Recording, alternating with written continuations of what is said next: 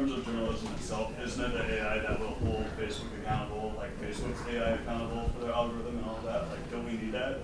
Yeah, I mean, that's like one of the, right, so, well, maybe not, right? So how are you, if somebody has an extremely powerful AI that creates software, how are you going to identify if there are flaws in it, right? How are you going to identify if there are biases in the data? How are you going to figure out if there are, problems with the thing that they're creating? Like, how will you know that the AI that's writing the sports stories for the Washington Post doesn't have some implicit bias in it, right? So to talk about implicit biases in algorithms, to divert for a second, there's a guy who wrote an algorithm for ranking restaurants, right? Pulled the corpus of text from the internet, came up with an algorithm for ranking restaurants. Turned out that all the Mexican restaurants did badly. Now, why would the Mexican restaurants do badly? We all love Mexican restaurants. Well, it turns out if you take the corpus of text on the internet, the word Mexican is associated with the word illegal.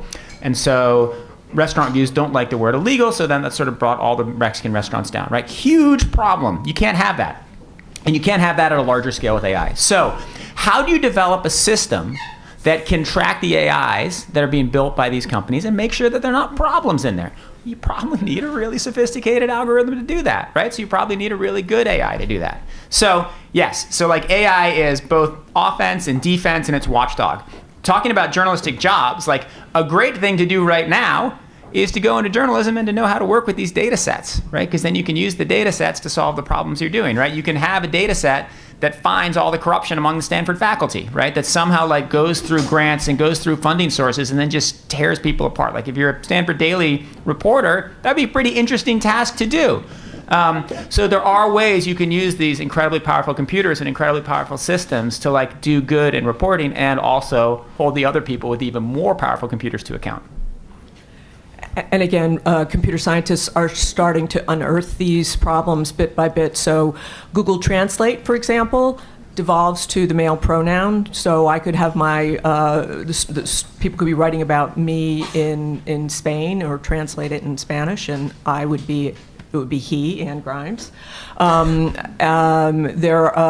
Zhao here also in our computer science department is unpacking gender bias in algorithms, looking at how the older data sets, Google's older data sets, when we're talking about nurses, the language will surface women as opposed to male nurses.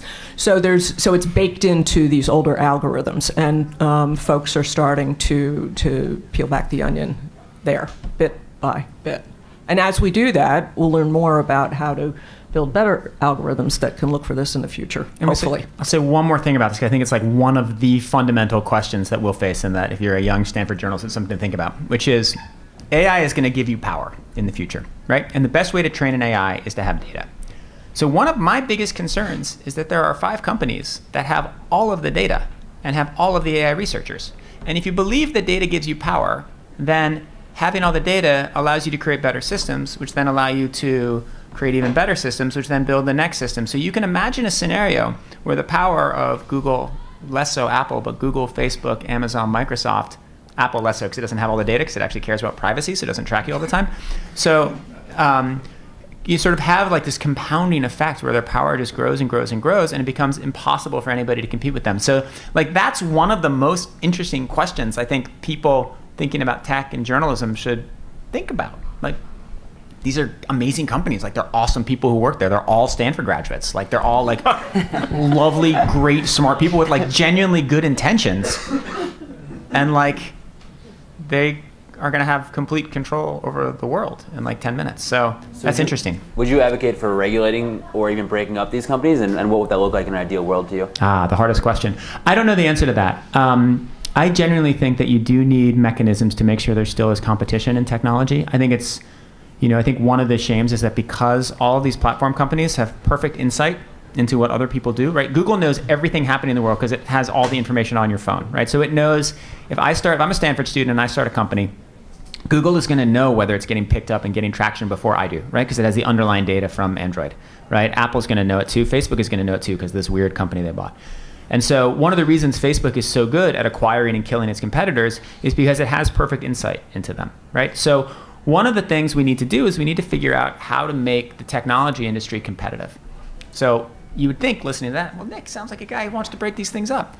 On the other hand, there isn't really a mechanism, right? American antitrust law is generally based on prices. Like, if you generally only get in trouble if you raise prices on consumers, and the products these companies offer are mostly free.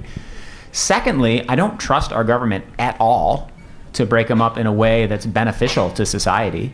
Like, This administration or our government in general? well, I mean, yes and yes. I mean, I would not trust a government made up of the smartest people because of the way government works and the speed at which it works and the way Congress is created to do it. And so now with the Trump administration, I really wouldn't trust it. So. At least they don't have the smartest people. Well, there's just, it's, so, like, this is an extremely hard question. I don't know where I come down because I have so many instincts that say yes. And you can make an argument that one of the reasons we had this technological boom in this part of the world was because we broke up AT&T and we allowed competition to flourish, right? You can say that one of the reasons we had the great technological boom when I was an undergraduate and then, my early years was in part because we slowed down Microsoft and it stopped being able to kill off its competitors. So it's possible that breaking up these companies or changing the way you're regulated could lead to a technological boom and flourishing, but most likely our government would screw it all up. So I don't know where I come down on that one. Sorry, Billy. It's a hard one. Only thing I have to give there is, at the Times, a little less nefarious use of AI as we've been, but we have given all of our data to Google, and a Stanford grad named Jared Cohen, who helped develop in his little playground of Google, our automated moderation of our comments. So that used to be something that fell towards employees, and we're now using an algorithm to more algorithmically approve this discussion that's going on our site and keep it legal and not to... So can I ask you a question about this? Yeah. So you guys are deleting comments from people who say things that are mean. So New York Times, like beacon of free speech, is eliminating cruel comments. Is that okay? I don't necessarily know if they're eliminating cruel comments. The algorithm But they're deleting comments without... You're deleting comments that people can't see. This, I mean... And I'm not asking this because I disagree with it. Like, I just wrote a long story about Instagram doing it. I think it's a super interesting question. Like, you guys are a beacon of free speech, like one of the most important free speech institutions in the world. Shouldn't you just let people be able to say what they want to say? Yeah, Except- it's for other people above my pay grade to decide, but... I mean, this is it's a really complicated, hard thing. Because if you let everybody say what they want to say, you get horrible comment sections. If you algorithmically filter it, you're a fascist. Free speech is worth what you pay for it. This is hard. Anyway, Yeah, so. and there are other platforms that give people that kind of a mouthpiece that doesn't associate with the story there, but yeah, it's a great question. I mean, I think the Times is doing awesome work on this. So I don't want to preface this by saying I love all the tech stuff the Times is doing. You guys are amazing. But I think it's a hard question. It is very, very difficult one, for sure. It's like the Texas sheriff, and doesn't like. I have. It's not the way he's making it sound. It's like, I don't quite understand enough of their algorithm. It is one of these black box things that we've worked a lot to improve, and it will only get better with time. So, for example, does it delete hate speech comments? I'm not quite sure how it's working, but I think it was developed to try to get rid of a lot of bullying that goes on the internet. That was the underlying goal of their technology. And I would assume they're trying to get rid of the bots, right? All the bots. For sure. Everyone could agree on that. Yeah. Don't you have to kind of draw the line between truth and what somebody claims is the truth? In other words, the New York Times has an algorithm that knows what happened. I wish somebody had an algorithm to say what's fake news. I mean, that's something that we advocate with Facebook frequently, to try to have some kind of, they're not a media company, so they're not required to sort of tell us what has been vetted and what hasn't, where things come from, and that's a That's a good business profile right now. Create a company that takes everything on Facebook and fact checks it. And so there's a second one. You could look at Facebook, and right below it is the fact checker. I know somebody that's running a class on trying to come up with business ideas out of journalistic problems. So that sounds like a pretty good one. There are about 400 organizations currently doing fact-checking. Everything from the Washington Post's fact checker to there's a wide range of them, and in some ways, when you listen to them, while their work is absolutely admirable and much needed, it's a little bit like they're playing a game of whack-a-mole, because no sooner do they find where the conversation is going, whether it's being directed there by bots or trolls or the algorithm, then the conversation switches someplace else. So when I mentioned earlier this group of computer science researchers who are trying to chase this, that's exactly what they're doing. And in their presentations, they have big maps of nodes and who's going where and why it's going this way. But what they say is that they wish that they were able to get more data from the companies than what they can access currently, and then be able to publish what they find. So that's a challenging proposition because the companies are public companies, and so we're sort of stuck there at the moment. But it is a little bit, but there are a lot of people looking at the fact-checking problem right now. There's basically two elements. There's A, can I prove this? B, is there any factual basis behind which we can check? C, it's false.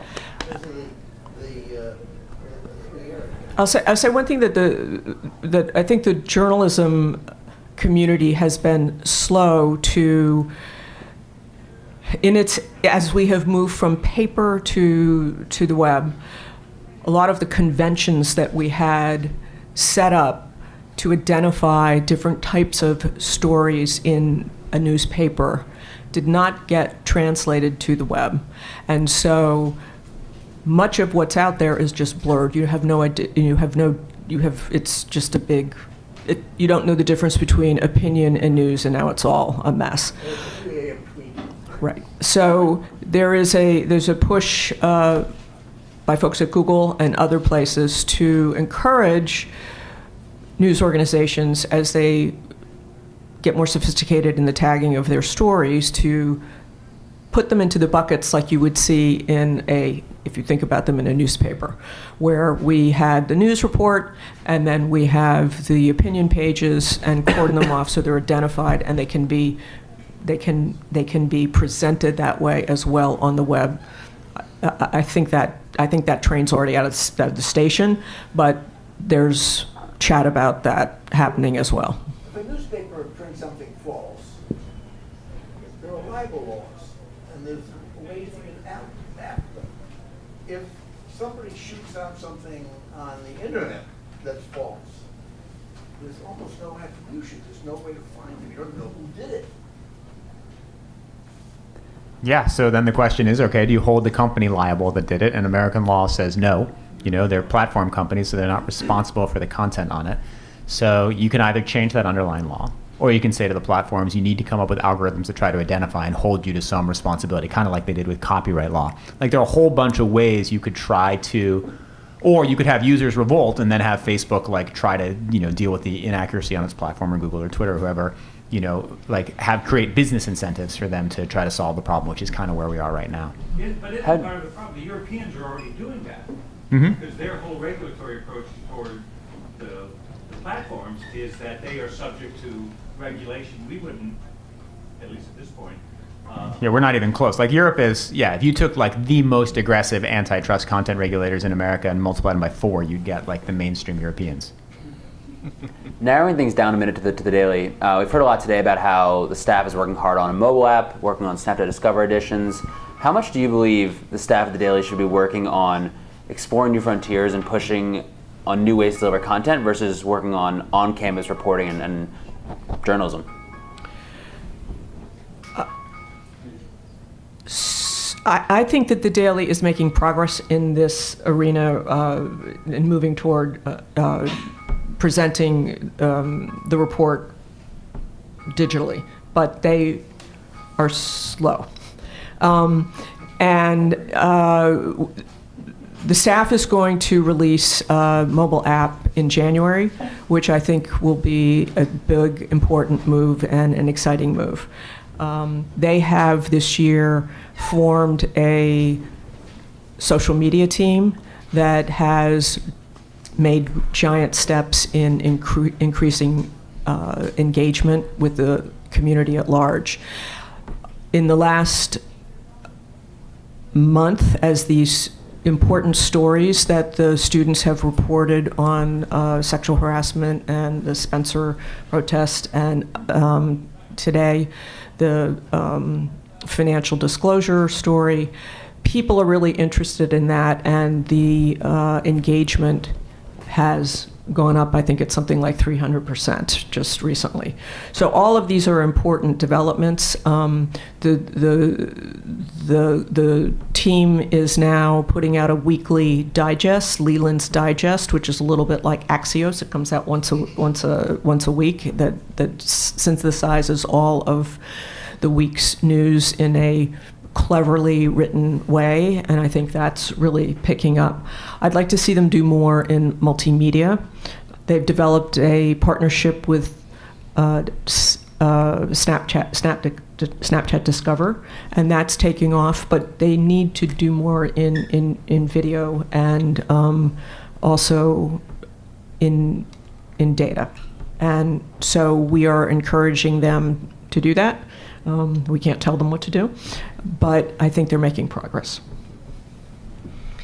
Yeah, from a technology standpoint and a multimedia standpoint, I think experimentation is key, and at the times we tend to rush towards the newest hot thing, try it out, but before we publish anything with it, we try to figure out what its strengths are. And I know Nick talked about that, which is not every story demands an audio slideshow. Not every story demands a video. Not every story demands VR content. But all these things are things worth experimenting in. And there will be that story that's the best media to use to tell it. And the Daily should be ready to use those media when they're in a situation that demands it. And part of that toolkit is something that you guys as when you're defining your budgets, you should think about, investing in one of all these things. They don't have to be the best, but get experience with it, and when it is the right time, use it. Yeah, they should be all over it. This is the place that built Silicon Valley, and they should be all over it. I think we're running short on time. So to wrap up, we've talked a lot today about fake news, about what's coming next with artificial intelligence. If you were working in media today, particularly if you were at Stanford working in media today, what would you be primarily focused on? Would it be fake news? Would it be what's coming next with artificial intelligence, or would it be something else? Well, I can tell you what we're doing at the Brown Institute, which is we are trying to bring together technologists, folks in the computer science and engineering school with our journalism program here, and with the journalism program at the graduate school of at Columbia's graduate school, because we are a bicoastal institute. So we fund about between 8 and 12 projects a year, and these are experiments in everything from big data projects to VR, AR, to drones, just across the board. So what bubbles up from our exciting computer science and engineering schools, we try to match with use cases or applications in the media sphere and bring the best of both worlds together, and we'll see what catches fire. If I were Nick of 1997, what would I be doing? I'd be joining the project that had like the cutest girl on it and like the thing that seemed most fun and most exciting, and that's actually not bad advice. From the sort of perspective of, Grandpa Nick now in 2017, I would say that, study the things that are going to be transforming the world. I mean, we are at a moment of crazy, crazy transformation. The reason I love being at Wired is that we're at this moment of technological change, and there are a bunch of choices we make about the algorithms, about the companies, about all these things we've been talking about that have like a profound effect over like how humanity will function and how we will live and like how we'll exist as a species. And that's why it's super interesting to be at Wired. And if I was at the Daily, I would be interested in all of these questions too. And this is the best place to be at Stanford. You're right here. Like every single company, like the companies that could destroy the world are all started and run by Stanford people. Like this is so interesting. Yeah, I don't have much to add to that. We can't end on the end of the world. You got to add something. I think they're trying to career in Stanford. Yeah, we're actively looking for people that are covering algorithms because it's one of those, it's probably the least sexy and obvious thing to cover as a journalist because it's something that not a lot of people have the capacity of understanding and of translating into something that people want to read and not just gloss over. And that being here, I think when I graduated from Stanford, that was I don't want to say it's the smartest I ever was, but it was the most knowledgeable about the burgeoning technology and what was next. And I try to do that in my job now, but I think I'm behind because I'm not part of this community that's creating the things. And so I think students here are best placed for that type of a future in journalism. Fantastic. Well, Nick and Josh, thank you so much for joining us today. And I think we'll all stick around a little after if anyone wants to ask more questions. And And I said Nick and Josh. Oh, okay. And. I didn't miss you. Nick and Nick and Josh.